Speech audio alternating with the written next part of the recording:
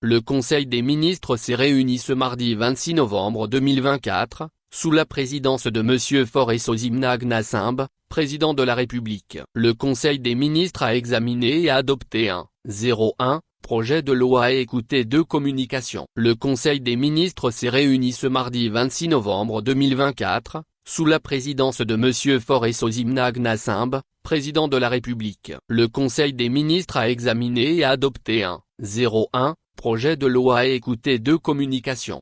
Au titre du projet de loi, le Conseil des ministres a examiné et a adopté le projet de loi de finances, exercice 2025, élaboré dans un contexte mondial de ralentissement continu de l'économie, et de durcissement des conditions financières, avec leur impact sur les investissements et la dette, sur fond de crise entre la Russie et l'Ukraine et au Moyen-Orient. Le projet de budget 2025 demeure tributaire du contexte sécuritaire régional et de la persistance des menaces liées au terrorisme et à l'extrémisme violent. En dépit d'une conjoncture marquée par un fléchissement de la croissance et des projections mesurées de reprise dans l'espace CEDEAO et dans la zone UEMOA, l'activité économique sur le plan national est restée dynamique grâce à la bonne exécution des projets et réformes de la feuille de route gouvernementale, avec une croissance de 6,6% en 2024, qui devrait atteindre 6,8% en 2025. Le projet de budget de l'État, exercice 2025, s'équilibre en ressources et charges pour un montant de 2394,2 milliards de francs CFA contre 2179,1 milliards de francs CFA dans la loi de finances de l'année 2024, soit une hausse de 9,9%. Ayant passé le cap des 2000 milliards de francs CFA pour la première fois en 2024, le budget de notre pays poursuit sa dynamique de croissance, avec la priorité accordée au volet social qui représente 49,7% des dépenses budgétaires, contre 48% précédemment.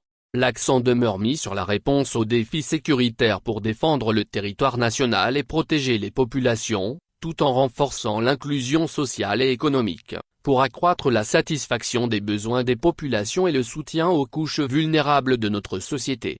La poursuite des réformes pour l'assainissement des finances publiques devrait continuer de produire des effets bénéfiques, les efforts engagés par le gouvernement concourant d'année en année à la maîtrise du déficit budgétaire qui ressortirait à 3% du PIB en 2025 contre 6,7% en 2023, et une prévision de 5,9% en 2024. Suivant les orientations du chef de l'État, le gouvernement continuera de privilégier l'efficacité de la dépense publique ainsi que l'amélioration de la qualité des services aux citoyens. Au titre des communications, le Conseil des ministres a écouté une communication relative à la gestion des équipements, matériels et mobiliers médicaux, présentée par le ministre de la Santé et de l'Hygiène publique. Dans le cadre des projets mis en œuvre dans le domaine de la santé pour l'amélioration de l'offre de soins aux usagers, des matériels et mobiliers médicaux ont été récemment acquis et déployés dans 160 formations sanitaires de tous les districts du pays, avec un taux de satisfaction de 100% des besoins exprimés. Les équipements comprennent, entre autres, plus de 7000 lits d'hospitalisation mécanique et électrique, plusieurs centaines de lits d'accouchement et de tables d'accouchement mécaniques et électriques, des ambulances médicalisées, du matériel et des consommables de laboratoire, des appareils bureautiques et du matériel roulant. Ainsi, les hôpitaux ayant reçu du matériel neuf ont pu transférer leurs équipements existants et encore en bon état de fonctionnement aux formations sanitaires des autres niveaux.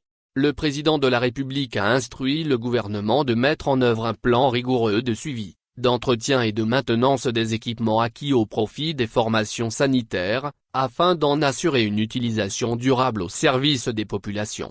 Le Conseil des ministres a également écouté une communication relative au lancement de la campagne d'identification biométrique, présentée par le ministre de l'économie numérique et de la transformation digitale.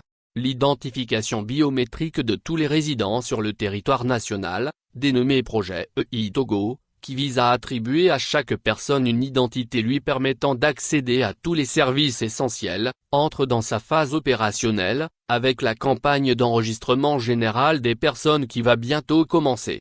Un communiqué du gouvernement précisera les modalités pratiques du déroulement de cette opération. Le gouvernement invite toutes les parties prenantes, notamment au niveau local, à sensibiliser les populations sur l'importance de l'identification biométrique et la nécessité de se mobiliser massivement pour la réussite de la campagne d'enregistrement. Fait à Lemay, le 26 novembre 202.